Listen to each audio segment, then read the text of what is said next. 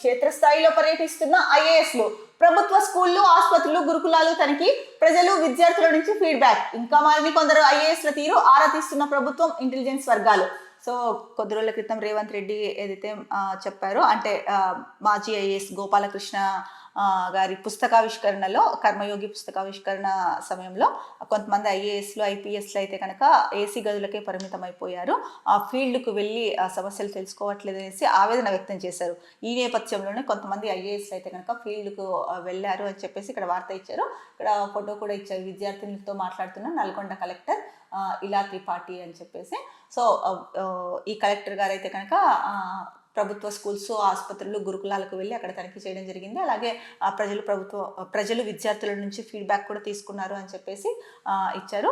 అయితే ఇప్పటికీ కూడా ఇంకా కొంతమంది ఐఏఎస్ల తీరైతే కనుక మారలేదు అని చెప్పేసి మరో ముఖ్యమైన వార్త అయితే కనుక ఇచ్చారు.